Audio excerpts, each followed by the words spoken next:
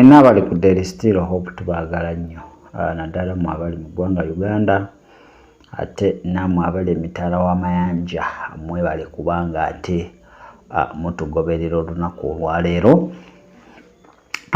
Kano ka video kanyumidde ate ne kampa ekyokuyiga kenjagala okuteerayo mu dakiika mu seconds nga 25 byabadde mu ggwanga lya Kenya. Manyi twagala nnyo okukola deliverance. It's okay. Ne wali abasumba abamu bonga basukka we baalikomye. Kakala omusumba yawonye okubwa ku ndiga ezimu ezakuŋŋaanye ng'akola deliverance era singa tewaabaddewo basobola kuba nga bamutaasa. Ndowooza omusumba yalibadde ng'ate anyiga biwundu. Mu kifo ky'emizimu okunyiga ebiwundu ate musumba yalinyiza ebiwundu. So njagala tutunuulire akavidiyo kano kampi naye kalimu ebyokuyiga bingi ate ntukomewo mu seconds ntono nnyo. Kwa damu ya Yesu Kristo wa Nazareth, kwa damu ya Yesu Kristo wa Nazareth, kwa damu ya Yesu Kristo wa Nazareth. Fire, fire, fire, fire, fire. I fire you. I fire. Choma kwa moto. Piga kila roho zote na giza kwa damu ya Yesu. Fire, fire, fire in the name of Jesus. Piga kwa moto. Kwa damu ya Yesu Kristo wa Nazareth.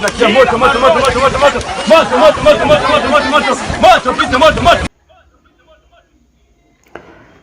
Kale ndowooza okalabye. Manyi oluusi olutalo tuludda mu mubiri. Olutalo tuludda mu mubiri. Ebizimu ogikuba empi tewali kyekiyinza kukyusa. Kuba nalabe pasita nga agalula empi ayagala akube omulwadde nekitakola ki nekitasoboka. Oluusi let me tell you okusabira omuntu kyetaagisa kubanga ogenda mukwatako. Waliwo omuntu gw'osobola osabira nga tomukutte nako. Naye tulina abasumba abamu kasita kwatako n'ogaana. Oba ng'ayagala ogwa ekigo n'ogaana awo bagirayo butriiki bwabwe obw'okubatega okubanyiga ensingo n'ebintu ebifaanaganako weebityo. So njagala tubeere begendereza especially mu abakola deliverance eno ey'okukuba emizimu kuba deliverance ya bika bingi obadde tokimanyi. Tulina deliverance nga ye ate yakola ki nga ye ate ya mind naye eno yali physical deliverance of omuntu yenna agyetaaga mu mbeera ezimu oba endala naye tulina okuba nga deliverance zonna tukulemberwa omwoyo wa Katonda. Ate tugenda kulwanagana n'emizimu physical kuba bino emizimu gye byagala. Emizimu gireeta confusion mu kanisa gwe wagirabye nekyagala okulwana nekyagala okukola ki naye ate pasita nze ekyokuleeta empi no emizimu togidda mu physical n'ogisobola. Era buli we tudda mu mubiri emizimu giba gigenda okukukuba. Naye pasita nga yagala kukuba nebaba omukazi yabadde wa kiwago omulaba era abavubuka baayise naye nga sitiiru bonna ayagala bakuba kubamalawo. Yaleetedde pasita eŋŋuumi awo lakuba ono yakutte akatambi teyagadde tulaga nga pasita eŋŋuumi emutuuse ku ttaka emutuuse ku mutwe n'agwa wansi.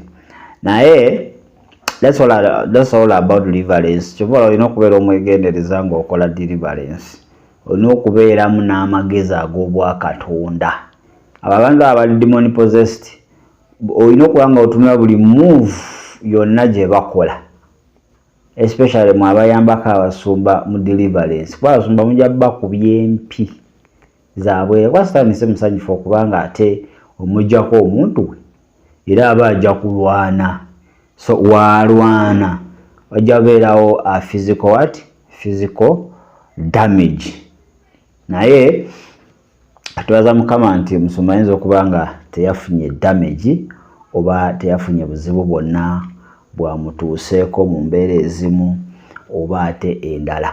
Mwena abeera ku Tish TV tubagala nnyo. Desirop tetubalekeredde tubalowoozaako nnyo era very soon tugenda kuddamu emirimu gyaffe nga bulijjo buli lunaku okuba nga tetubateerayo ebintu ebyenjawulo oba ebintu ebirala ne sometimes olina okuba nga ate olitako ebbali owulire Mukama kyakugamba okuba nga ate oleeta. Naye abavudde mu kusaba olunaku olw'Essande leero mwebale nnyo, Mukama abawa omukisa era mweyongera okuba nga ate mukuŋŋaana nga Bayibuli eyogera mu Bwebbulaniya nti tetulekangayo kuŋŋaana ng'abaaki ng'abedda ate we baasooka. Ayo video gye nkoze ku Tish TV about money lenders ne bank mulina okubeera abeegendereza ennyo.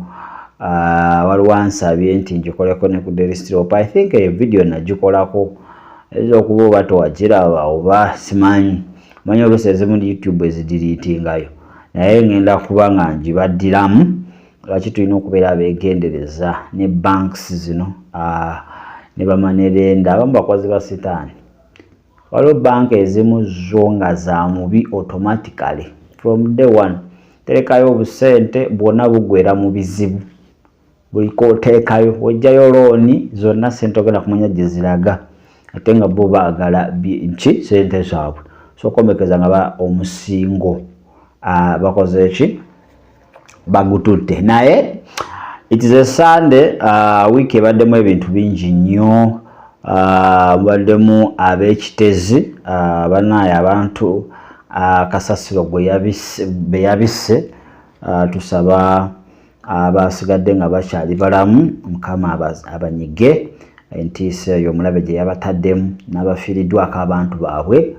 Mukama asobole okuba nga ate abasisinkana ate agumye emitima gyammwe. Manyi si kyangu kuviirwako Oluganda, si kintu kyangu. Manyi omuntu ayinza okyogera mugume nga tekinamutuukako, but something not easy. Naye tukkiriza Mukama nti emitima gyammwe ajja kuba nga ate agigumya.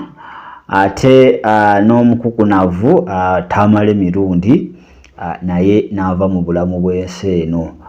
Olugendo we lutyo, ffenna tuli mu lugendo lwe lumu, naye ekyawukana nti oluvuddemu otya. The end matters. The beginning eyinza okuba tematalinga, but the end matters. So nakola leero tamala emirundi senior aziikiddwa, era ne famire ya Mugenzi Tamale naye tugigumya. Ekyo kikulaga nti olugendo luno lwe tulimu saawa yonna ogenda. So olina okuba nga oli mweteefuteefu anytime you are going back home. But how? Ozzeeyo otya ewa taata? Kibola nti gwe yalokoka weebaze Mukama era musaba ayongere okuba nga ate akunyweza mu lugendo luno lw'obulokozi, kuba si byangu nnyo. Ekomekkereza si nnyangu. Abantu abo bali blinded ne powers mu gavumenti, mundu, sente. So bino ebyakulokoka alaba nga kasasiro, alaba tebikola nnyo makulu. Gwani omugamba nti lokoka. So alaba tebigasa nnyo, naye family tubasabira Mukama abagumye era abanywereze ddala.